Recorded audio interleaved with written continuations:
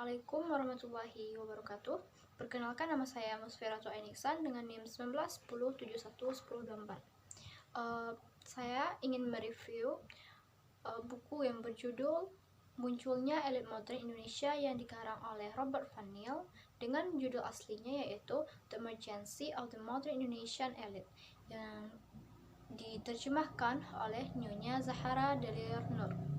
Isu atau permasalahan utama yang ada dalam buku ini yaitu bagaimana perubahan pola-pola kepemimpinan di dalam masyarakat dan perkembangan elit Indonesia yang mulanya bersifat tradisional dan berorientasi kosmologis berdasarkan keturunan kepada elit modern yang berorientasi kepada negara kemakmuran berdasarkan pendidikan.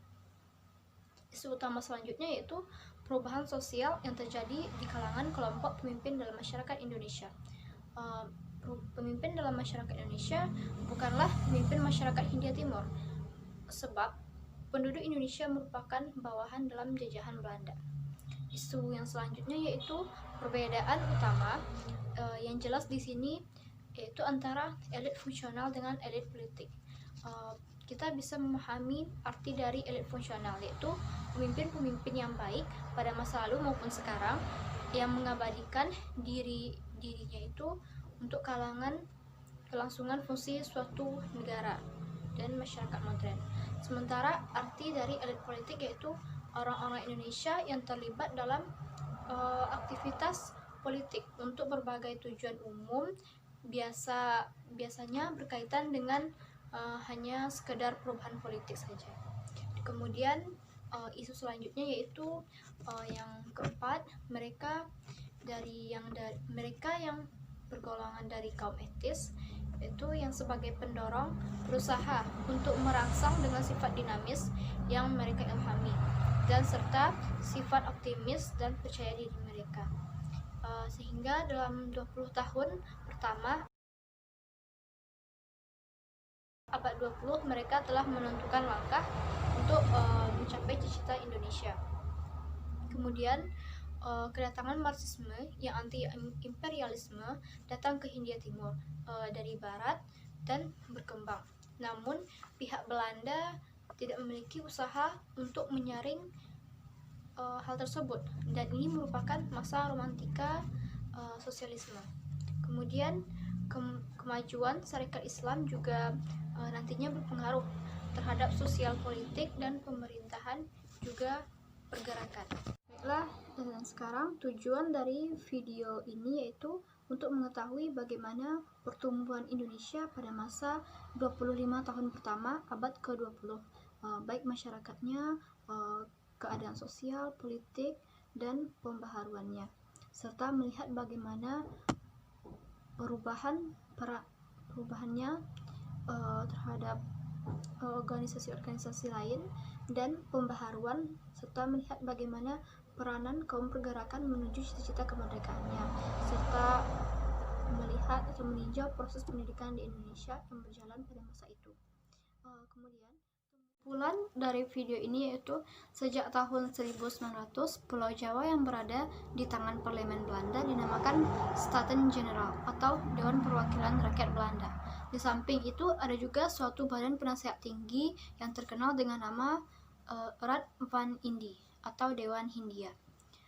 Dan elit atau priai yang termasuk elit Indonesia masuk siapa saja yang berdiri di atas rakyat jelata dalam beberapa hal memimpin, yang memberi pengaruh, mengatur, dan menuntun masyarakat Indonesia. Berarti untuk mengenal priai kita bisa melihat melalui fungsi sosialnya. Setelah itu banyak peristiwa-peristiwa yang terjadi di Jawa seperti pada sistem tanam paksa yaitu kultur stelsel. Walaupun begitu, pemerintah Belanda memiliki perhatian terhadap pendidikan orang Indonesia. Sejumlah kecil orang Indonesia dipilih dari kalangan atas, diizinkan memasuki sekolah dasar Eropa. Pada tahun 1900, Hoofdskolen telah disesuaikan dengan baik dengan sekolah-sekolah menengah lainnya dan diberi nama sekolah untuk mendidik pamong pribumi yang bernama Osvia, dan pendidikan inilah yang akan menjadi ukuran pada kedudukan tinggi dalam hierarki kepegawaian. Selain itu, organisasi Indonesia yang pertama digariskan menurut cara Barat, yaitu Budi Utomo yang berdiri pada tahun 1908. Organisasi ini bersifat nasionalis. Dan juga Dawes Dekker yang memperjuangkan suatu nasionalisme Hindia Timur, bahkan bukan nasionalisme Jawa atau bangsa Indonesia, tapi ia mendirikan Indiske Partij tahun 1911. Adapun organisasi Sarekat Islam yang pemimpin Sarekat Islam ini sederajat dengan pemimpin-pemimpin politik etis. Politik pemerintahan di tahun 1922 mendorong gerakan organisasi Indonesia ke garis yang lebih radikal. Nampaknya perkembangan elit Indonesia ditelaah melalui organisasi-organisasi Indonesia, dan mayoritas terbesar orang Indonesia yang berpendidikan Barat telah membentuk diri menjadi elit fungsional. Hak-hak elit fungsional ini berhubungan dengan pendidikan Barat dan memiliki ijazah. Perlu digarisbawahi bahwa elit fungsional ini tentu saja mengikuti peristiwa-peristiwa politik Indonesia maupun Belanda, namun mereka tidak bersedia ikut serta dalam peristiwa tersebut. Mereka memandang masa depan Indonesia dalam artian yang lebih konservatif. Temuan atau pendapat saya mengenai buku ini yaitu ungkapan elit Indonesia tidak dikenal dan agak keliru.